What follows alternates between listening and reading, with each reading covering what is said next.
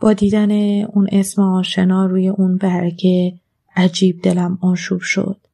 یعنی ممکنه بعد این همه سال خودش باشه، بدون اینکه به همکارم حرفی بزنم به سراغ اون مریض رفتم تا خودم به اتاق عمل منتقلش کنم. از دور دیدمش، خودش بود، با این تفاوت که به کانال خودتون داستان سیتی خوش اومدین. من فاطمه، راوی سرگذشت‌های واقعی شما دوستان عزیز. لطفاً برای شنیدن ادامه داستان با من همراه باشید. من الهه هستم، یه دختر روستایی توی یک خانواده کوچیک 5 نفره ساده و صمیمی. پدرم باغبون و کشاورز و در کنار اینها کار بنایی مردم روستا رو هم انجام میده. به همراه مادرم و یک خواهر و برادر کوچکتر از خودم زندگی میکنم. توی زندگی ما در عین سادگی صمیمی و پر از عشق بود. خانواده خوبی داشتم، پدر مهربون و مادری دلسوز. راهنمایی بودم، مدرسه ها تازه باز شده بود و من هم شور و شوق زیادی داشتم برای رفتن به مدرسه. توی راه با یکی از دوستای صمیمیم به نام مریم هم مسیر شدم. توی دنیای دخترانه خودمون شاد بودیم و حتی به ترک دیوار هم میخندیدیم. تا اینکه رسیدیم به پل. اولین بار اونجا بود که دیدمش. برام غریبه بود و تا به حال توی روستا ندیده بودمش. با دیدن پسر لاغرندام با صورت استخونی که اون طرف پل ایستاده بود، من و مریم هر دو سکوت کردیم و سرپذیر از کنارش گذشتیم. در تمام این مدت سنگینی نگاهش رو روی خودم حس می کردم. بعد از این که از اون پسر گذشتیم با مریم دوتایی زدیم زیر خنده و دوباره تا خود مدرسه گفتیم و خندیدیم. اون روز و روزهای دیگه گذشت و من هر روز اون پسر رو طبق یک قرار نانوشته درست همون نقطه روی پل می دیدم.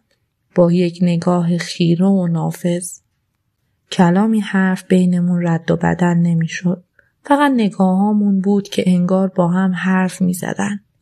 6 ماه به همین منوال گذشت و من و اون پسر هر روز همدیگر رو درست روی همون پل می دیدیم. با اینکه صحبتی بینمون نبود اما دلم بد جوری درگیر نگاه‌های نافذ و گیراش شده بود. خیلی دوست داشتم فرصتی پیش بیاد که اسمش رو بدونم، اما انگار زبونمون قفل می شد و هیچ کدوممون حرفی نمی زدیم.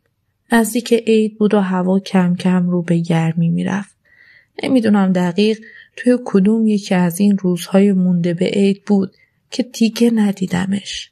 روزهای نبودنش تبدیل شد به ماه‌ها و سالها. اومدنش عجیب و رفتنش عجیب تر از اومدنش بود. روزهای اول نبودنش غمگین بودم. انگار چیزی رو گم کرده بودم. اما کم کم که گذشت فراموشم شد و سرگرم درس و زندگی شدم. درست مثل قدیمم. سال آخر دوره دبیرستان بودم. سخت درس میخوندم و تلاش میکردم برای کنکور. چون امسال قرار بود نتیجه 12 سال تلاش و درس خوندنم رو برداشت کنم. شب و روزهام رو یکی کرده بودم و درس میخوندم. 1 هفته به کنکورم مونده بود. با مریم قرار داشتیم که با هم به کتابخونه شهر بریم و روزهای آخر رو صرف تست زنی کنیم. قرارمون مثل همیشه کنار پل بود. زودتر از مریم به محل قرارمون رسیدم. اما به جای مریم بعد از سالها دوباره دیدمش. با همون نگاه خیره و نافذ. درست همون نقطه ایستاده بود که سالها قبل هر روز می ایستاد. این بار سنش بیشتر بود. بدنش توپرتر شده بود ولی همچنان اون زاویه استخونی فکش روی صورتش باقی مونده بود. با دیدن دوبارش بدنم یخ کرد و ذهنم پر از سوال شد که چطور بعد از این همه سال برگشته؟ اصلاً کجا بوده؟ چرا یهو رفت و الان چرا اومده؟ و کلی سوال دیگه. چند دقیقه‌ای مثل قدیم نگاهامون به هم خیره موند، اما ذهن من پر از سوال بود. توی یه هفته این باقی مونده به کنکور چند بار دیگه هم دیدمش، اما سعی کردم تمام حواس و تمرکزم به کنکور باشه، چون برام کل زندگیم بود و آیندم و اصلا دوست نداشتم به همین راحتی خرابش کنم. بالاخره روز کنکور فرا رسید. حوزه امتحانیمون شهر نزدیک روستامون بود. بعد از 4 ساعت بیوقفه تحلیل و بررسی سوالا و جواب دادن و تست زدن، آزمون تموم شد. از روز قبل با مریم و 2-3 تا دیگه از دوستامون قرار گذاشتیم که بعد از کنکور چند ساعتی فارغ از درس و استرس توی شهر چرخی بزنیم و با هم پیتزا بخوریم و بعد برگردیم خونه هامون تا به این بهونه خستگی 1 سال بیوقفه درس خوندن رو از تنمون بیرون کنیم. ساعت حوالی 4 عصر بود که با مریم به روستا رسیدیم و توی ایستگاه از اتوبوس پیاده شدم. بعد از خداحافظی با مریم وقتی به عقب برگشتم، نگاهم بی اختیار توی نگاهش گره خورد. خودش بود که منتظر ایستاده بود. با دیدن من لبخند روی صورتش نقش بست. بی اختیار نگاهم بهش خیره مونده بود، اما سریع دست و پام رو جمع کردم و به سمت خونه پا تند کردم. اما برخلاف همیشهش پشت سرم به راه افتاد. بعد از حدود 1 دقیقه سکوت بینمون رو شکست و آروم طوری که فقط خودم حرفاش رو بشنوم گفت: میدونستم امروز کنکور داشتی، اما خبر نداشتم کدوم حوزه بودی. برای همین اینجا منتظرت موندم، چون میدونستم از هر مسیری بیای بالاخره از این ایستگاه رد میشی. امروز اومدم تا بعد این همه سال سکوت بینمون رو بشکنم و حرف دلم رو بزنم. من این همه سال دلم پی این نگاه معصوم و بی قل و قش تو مونده.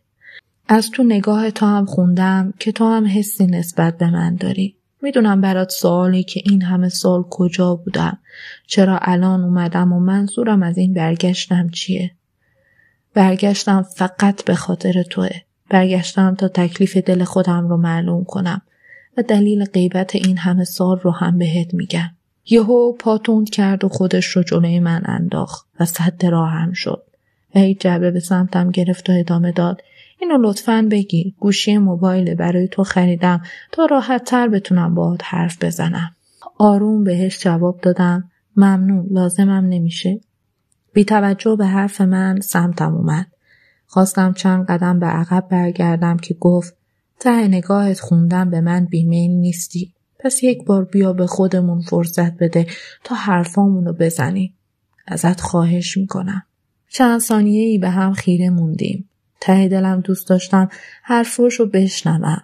پس بی توجه به حرف عقلم که جعبه رو پس میزد قبول کردم و با عجله از کنارش رد شدم.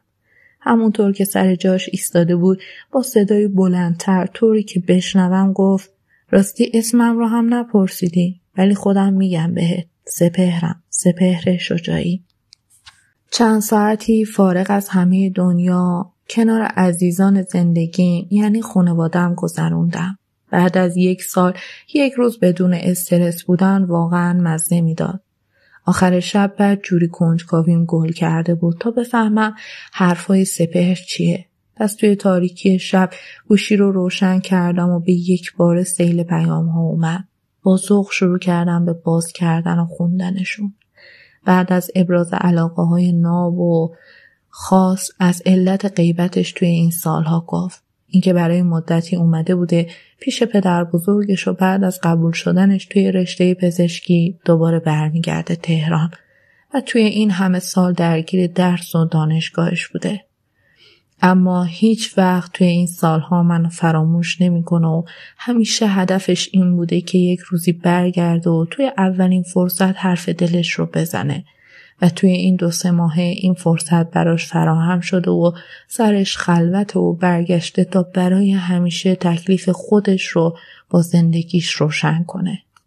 1 ماهی گذشت. من و سپهر به صورت پنهونی با گوشی با هم صحبت می‌کردیم. هرچقدر رابطمون جلوتر میرفت علاقم هم بیشتر میشد. توی این مدت 2 باری با هم به کافی شاپ رفتیم. 2 سال دیگه سپهر مدرک پزشکیش رو میگرفت. توی حرفاش مدام آینده قشنگش رو برام ترسیم میکرد و از با هم بودنمون میگفت. حرفاش به دلم مینشست، درست مثل نگاهش که زیبا و عاشقانه بود. بعد از اعلام نتایج اولیه کنکور، سپهر با توجه به رتبه‌ام انتخاب رشته کرد و با اصرار رشته‌هایی رو که درصد قبولیش توی تهران بالا بود رو انتخاب کرد. مدام هم به هم میگفت دلم میخواد بیای پیش خودم تا تموم این دوری ها تموم بشه. فقط این بین دلنگرانی من بابت مادر سپهر بود. چند باری ما بین حرفای سپهر شنیدم که مادرش کم و بیش از ارتباطش با من باخبر شده و با این ازدواج مخالفت کرده. اما سپهر مدام به هم میگفت که نگران نباشم. خودش خانواده‌اش رو راضی میکنه. بالاخره نتایج نهایی کنکور اعلام شد و من توی رشته پرستاری توی تهران قبول شدم. برخلاف من و خانواده‌ام که ناراحت بودیم، سپهر خیلی خوشحال بود و به هم میگفت که تا چند روز دیگه هم قراره بیان خواستگاری. چون پدرش تونسته مادرش رو راضی کنه و لازم نیست من بابت هیچ قضیه‌ای قصه بخورم. طبق قولی که سپهر به هم داده بود با پدر و مادرش اومدن خواستگاری. از قیافه مادرش معلوم بود که به زور اومده بود و تمایل قلبی نداشت. اما پدر سپهر مرد مهربون و خوشقلبی بود. قرار مدار اولیه گذاشته شد و قرار بر این شد بعد از اینکه من دانشگاه ثبت نام کردم و خوابگاه هم مشخص شد مراسم بله برون و نامزدی رو برگزار کنیم. همه چیز طبق قول و قرارها پیش رفت. پدر و مادرم توی خونه کوچیک خودمون با دعوت از بزرگترهای فامیل یک مراسم بله برون کوچیک گرفتن. از نگاه‌های فامیل معلوم بود بابت این که دارم با یه پزشک از تهران ازدواج میکنم حسابی تعجب کردن. مدام توی گوش همدیگه پچ پچ میکردن. برای من اهمیتی نداشت. سپهر همه دنیام شده بود و قلبم فقط برای اون داشت میتپید. من کنارش آرامش داشتم و از اینکه میخواستم باقی عمرم رو در کنارش بگذرونم خیلی خوشحال بودم. بعد از صرف شام مراسم تموم شد و سپهر هم به همراه خانواده‌اش عزم رفتن کردن. با اینکه دلم دوری از سپهر رو نمیخواست اما به اجبار از هم جدا شدیم و سپهر وقتی اخم من رو دید آروم توی گوشم گفت قصه نخور، 2 روز دیگه میای تهران همدیگه رو میبینیم دوباره. به روش لبخند زدم و با هم خداحافظی کردیم. آخر شب وقت خواب دلم بدجوری برای سپهر بی‌طاقت شده بود. به سمت گوشی رفتم و شمارش رو گرفتم اما خاموش بود. به خیال این که ممکنه خوابیده باشه و گوشیش رو خاموش کرده باشه دیگه پیگیرش نشدم. روز بعد مجدد بهش زنگ زدم که دوباره اپراتور گفت گوشیش خاموشه. عجیب دلنگران شده بودم. با پدرم به بابای سپهر زنگ زدیم که گوشی اونها هم خاموش بود. هممون دلنگرونشون بودیم ولی هر کجا دنبالشون گشتیم ردی ازشون پیدا نکردیم. حتی دیگه به ویلاشون توی روستا هم نیومدن. به هر کسی که فکر میکردیم ازشون خبر داشته باشه رو انداختیم ولی کسی به ما جواب نداد و در کل گفتن دیگه پیگیرشون نشیم. آبروی پدرم توی کل روستا رفت. دختری که نشون کردند و بعد گذاشتند و بی خبر رفتند. قصه من نقل تموم محفل ها شده بود. غم و ناراحتی رو توی چشمای پدر و مادرم می دیدم. به چرم نکرده آبرومون رفته بود. اون هم بدون این که بدونیم حتی دلیلش چی بوده. 8 سال از این موضوع گذشت. توی تموم این سالها من تهران درس خوندم و بعد از تموم شدن درسم به خاطر نگاه‌های سنگین اطرافیان ترجیح دادم توی تهران بمونم و زندگی کنم.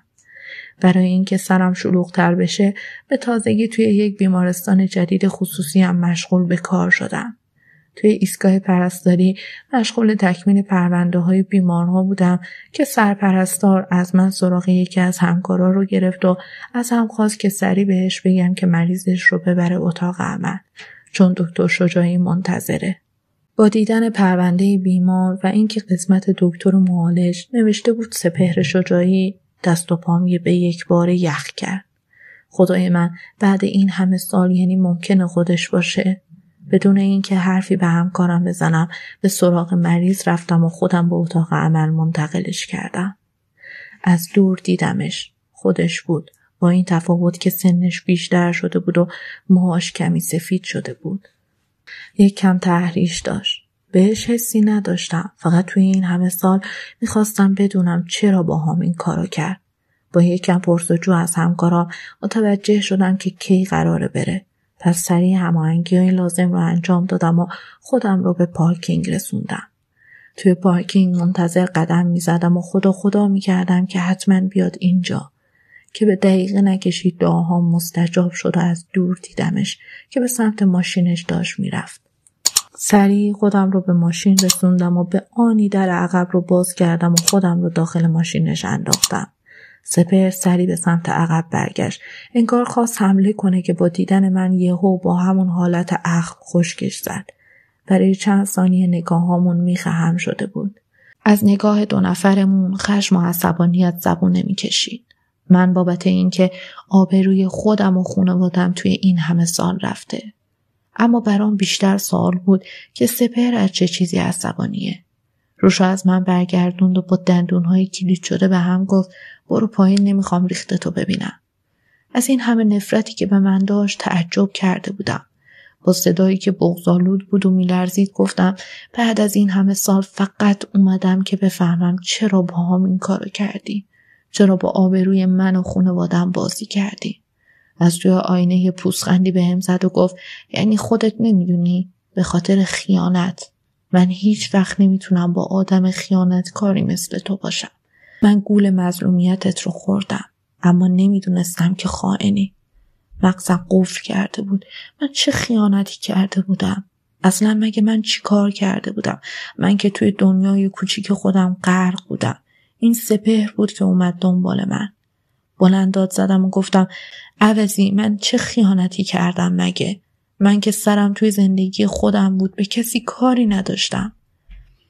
به سمتم برگشت. با همون اخم غلیظ روی پیشونیش رو به من گفت یعنی تو نامزد قبلیت پسر عمتو به خاطر من باهاش به هم نزدی؟ آخه چرا شما اینجوری؟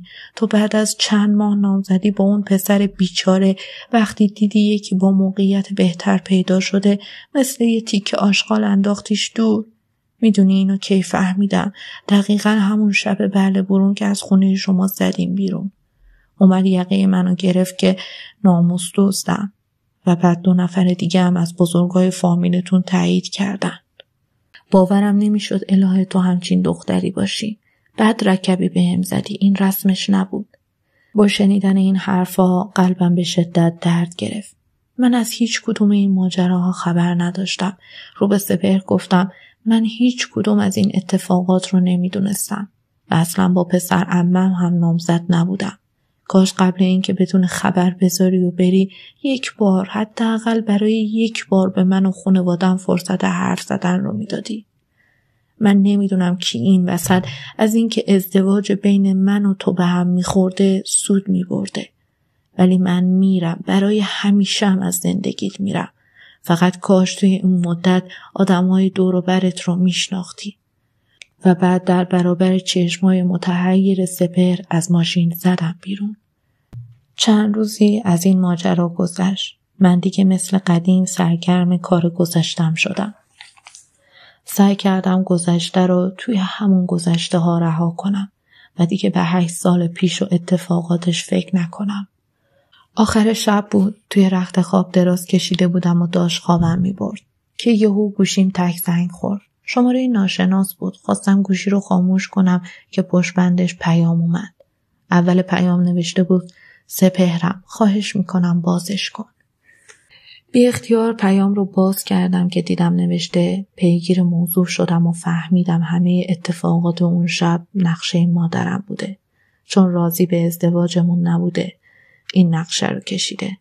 من بابت این همه سال ازت معذرت میخوام که اینجوری با آبروی خودت و خانوادت بازی کردم. بهت حق میدم. من باید برای یک بار هم که شده به تو و خانوادت حق حرف زدن رو میدادم. اما سریع تصمیم گرفتم. دیدن پیامش اشکام روی صورتم جاری شد. گوشی رو به یه طرف پرت کردم و آروم سرمو بردم زیر پتو و شروع کردم به گریه کردن. روزهای بعد هر جا از بیمارستان میرفتم مدام با سپهر روبرو میشدم، تا جایی که دیگه تصمیم گرفتم بیمارستانم را عوض کنم و برم جای دیگه کار کنم. دیگه نمیخواستم اشتباهات گذشتم رو تکرار کنم. برای همین از اون بیمارستان استعفا دادم و دیگه اونجا نرفتم. یک روز که در حال برگشت از خرید بودم، به محض اینکه کلید انداختم و وارد خونه شدم، یک نفر مانع بسته شدن در شد.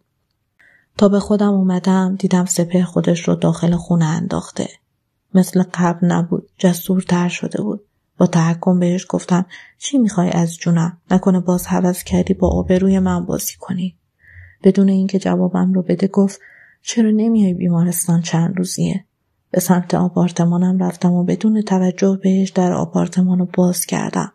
تا خواستم برم داخل با دستش مانع شد و گفت سوالم جواب نداشت. دستشو کنار زدم و گفتم لزومی نمیبینم جواب بدم و بعد رفتم داخل و در رو روش بستم. تا حوالی صبح روز بعد دیدم که دم در خونم ماشینش پارکه. اما من با خودم عهد بسته بودم که دیگه این دفعه گول این قلب لعنتیم رو نخورم. یه هفته گذشت. توی تمام این مدت شبها تا صبح ماشین سپهر رو میدیدم که دم خونه پارک بود. توجهی بهش نداشتم. این بار نه به خاطر خودم، بلکه به خاطر غرور شکسته پدرم. توی روستا و جلوی همه فامیل حاضر نبودم کوتاه بیام. تا اینکه یک شب صدای آیفون بلند شد. با دیدن پدر و مادر سپهر پشت در حسابی غافلگیر شدم و در رو براشون باز کردم. مادرش با دیدن من زد زیر گریه و مدام از این کاری که کرده بود ابراز پشیمونی میکرد. به هم گفت فکر کرده بعد از ازدواج ما راحت میتونه پسرش رو جای دیگه داماد کنه. اما سپهر توی این همه سال تن به هیچ ازدواجی نداده و خلاصه اونقدر گفتند و ابراز پشیمونی کردن که من واقعا حرفی برای گفتن نداشتم. در برابر اصرارهای پدر و مادر سپهر برای اینکه دوباره پیشنهاد ازدواجش رو قبول کنم، گفتم من در صورتی راضیم که پدرم رضایت بده. بهشون هم گفتم که با این قضایایی که پیش اومده فکر نکنم پدرم راضی باشه. خانواده سپهر به من اطمینان خاطر دادن که به هر سختی شده پدرم رو راضی میکنن.